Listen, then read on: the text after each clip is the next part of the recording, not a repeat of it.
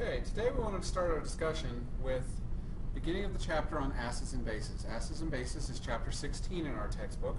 We're going to be looking at the reactions that happen in solution with acids and bases, identifying the acid and base, identifying the conjugate acid and base, figuring out what type of acid we have, whether it's strong or weak. These are the kind of things we really want to look at in today's video. We will then move forward into reactions as they take place, doing titration problems and solving for concentrations, pH, pOH, and looking at the Kw equilibrium expression. The lab for this chapter will be a titration experiment that we'll do next week. So to start with, we want to look at our definitions of acids and bases. We already have talked earlier in the year about the definition of acids and bases, and we used the Arrhenius definition of an acid and a base. As a refresher, the Arrhenius definition of an acid and base: an acid is a compound which produces H+ ions when it dissociates in solution. A base is a compound that produces OH- or hydroxide ions when it is in solution. So our typical acids like HCl, hydrochloric acid, when it separates in solution, forms H+ ions and Cl- ions. So it forms H+ ions in solution, it makes it an acid. Typical base, like sodium hydroxide, NaOH, when it separates in solution, forms Na+ and OH-, meaning since it forms OH-, we have an Arrhenius base. This definition works really well in most cases. However, it doesn't completely explain everything that's happening in every acid-base reaction. So we're going to move in this chapter into a second definition known as the Bronsted-Lowry model of an acid and a base. Under the Bronsted-Lowry model of an acid and a base, an acid is defined slightly differently. It's about those hydrogens again, but now it's about the transfer of those hydrogens. Remember, H+, hydrogen with a positive 1 charge, hydrogen only originally starts in its neutral state with 1 proton and 1 electron. So H+ means that it only has that proton. The electron is gone, so it is only a proton. So we can think of that H+ as a proton. The Bronsted-Lowry definition of an acid is any compound that donates a proton. So when the reaction takes place, that compound loses its H+ or proton to another compound. It donates that hydrogen to another compound. An example here, hydrochloric acid. We have HCl reacting with H2O to form H3O+ and Cl-. In this reaction, HCl is our acid. We've got HCl here. Remember, that H, this one right here, is leaving the HCl, because this becomes Cl-, and going to the H2O. So the HCl is donating a proton. If we were going to draw this out as a structure, we've got Cl-, we've got H+. That's reacting with oxygen with 2 hydrogens attached to it. When the reaction takes place, this hydrogen goes to the water. So now we have an oxygen with 3 hydrogens attached to it, which now gives it a positive charge plus the Cl-. So we start to see a little bit different. We see that hydrogen being moved from the HCl to the H2O. It is donating proton. So HCl is our Bronsted-Lowry acid. Get rid of the drawing here so you can see that.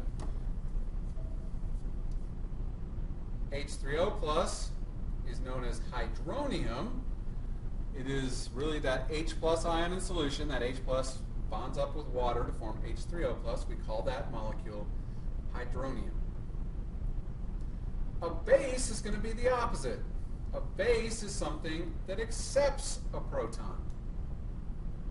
For example, in that previous reaction, H2O was accepting the H+ from HCl. So H2O would be the base in that reaction.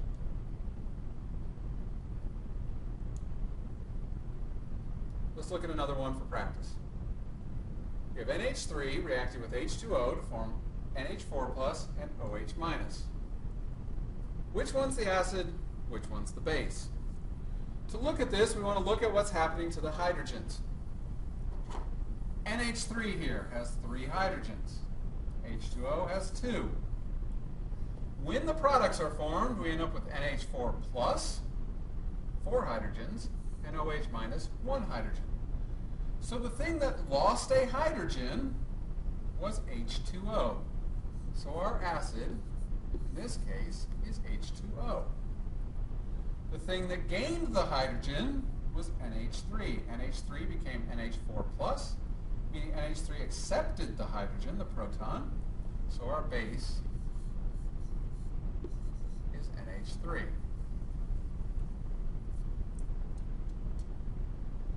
You notice in those cases that water was the base in the HCl reaction. It was the acid in the ammonia NH3 reaction. Water is one of those unique substances. It is known as amphoteric. For something to be amphoteric, it acts as both an acid and a base, depending on which reaction it's in. And water is an example of something that is amphoteric. Now, when we're thinking about acids and bases, we also sometimes want to look at the products. Because a lot of these reactions are going to be equilibrium reactions in which we can go both forward and reverse.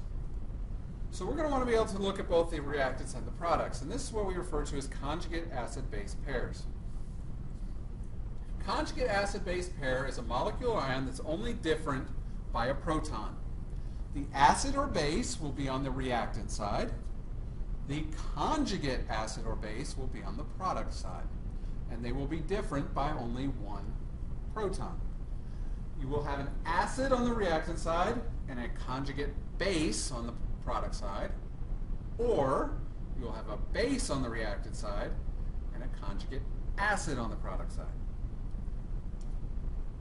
So let's look at this reaction that we just did a minute ago. NH3 plus H2O forms NH4 plus OH minus. We already determined earlier that NH3 was our base and H2O was our acid. H2O is donating the proton, and H3 is accepting the proton.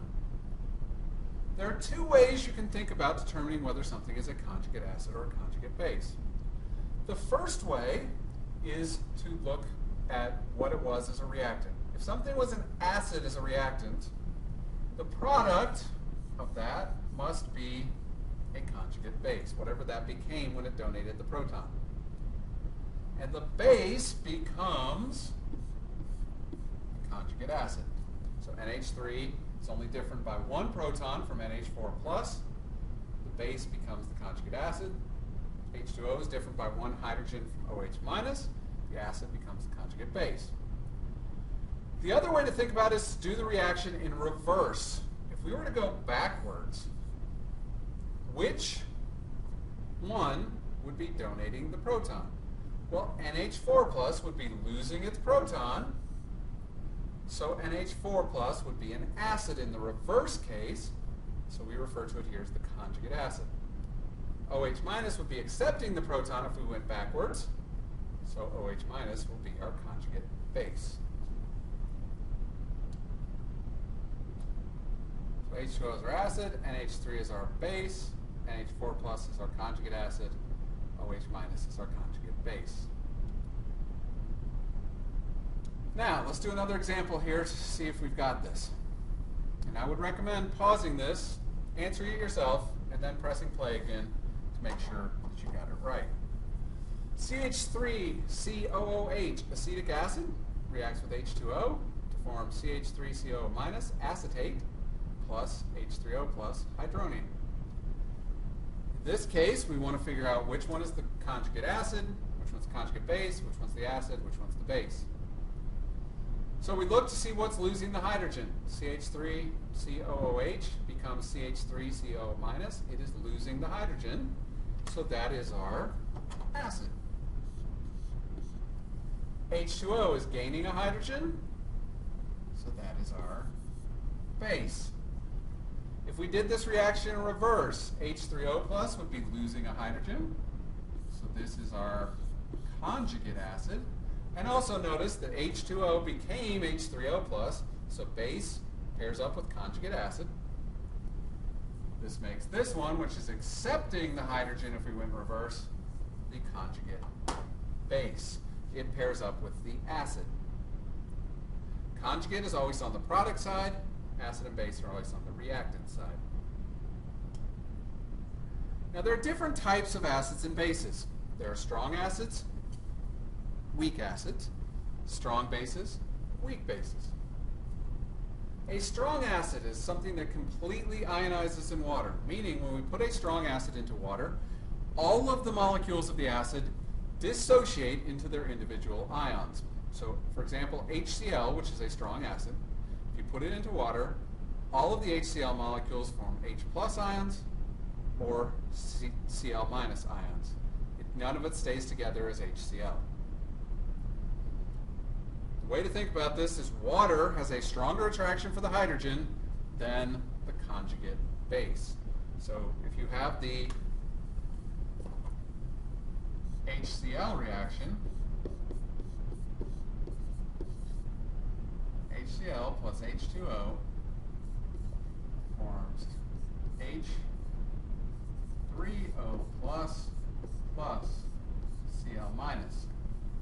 HCl is our acid, H2O is our base, H3O plus is our conjugate acid, Cl minus is our conjugate base.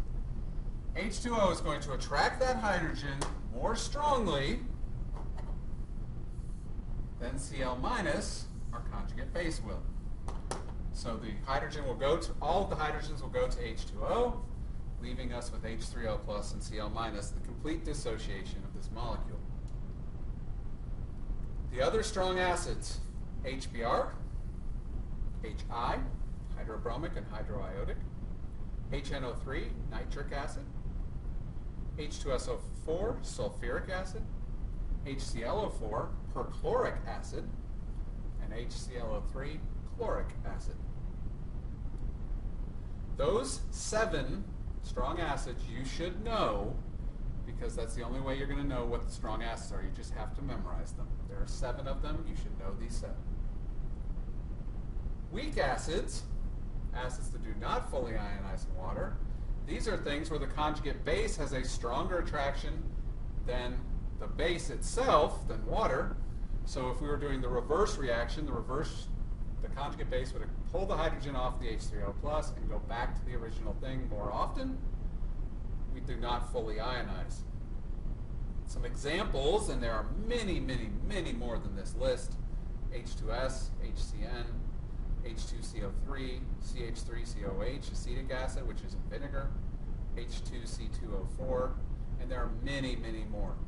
This is why I say it's easiest to know the strong acids by just memorizing the 7 strong acids, and everything else will therefore be weak. Strong bases, same concept. The base completely ionizes in water. These are generally the hydroxides of your group 1 and group 2 metals. So group 1, your alkali metals, Na, K, Li, Rb, Cs. So LiOH, NaOH, KOH, RbOH. Or your group 2, your alkaline earth metals, BeOH2, MgOH2, CaOH2. Those are generally going to be your strong bases. So anything with a group 1 or group 2 metal with hydroxide. Your weak bases do not completely ionize. They easily undergo that reverse reaction. For example, NH3. The reaction from NH4 plus OH minus to go back to NH3 happens just as easily as the reaction going forward. It does not completely ionize. A few other terms to memorize and to know as we finish up this description of acids here. A polyprotic acid is an acid that can donate more than 1 proton. Of the strong acids, the main example here, H2SO4. H2SO4 can donate 2 hydrogens because it has the 2 H's bonded to SO4 minus. We refer to that as polyprotic. We have oxyacids. Oxyacids are where the acidic hydrogen is bonded to an oxygen. Acetic acid is a great example of this. CH3COOH. The hydrogen that's being donated is this hydrogen attached to an oxygen, so we refer to that as an oxy acid. And organic acids are things with a carbon backbone that usually have a carboxyl group and are weak. Once again, acetic acid has that carboxyl group, double bonded hydrogen, or double bonded oxygen, single bonded oxygen with the acidic hydrogen here on the end of that oxygen, and then this is bonded to a carbon chain. In the case of acetic acid, just CH3, but any organic acid generally has those structures. So that wraps up our descriptive nature of acids and bases. The next thing we'll do after this is get into pH and pOH, but we want to practice with conjugate acids, conjugate bases, understanding what are strong and weak acids,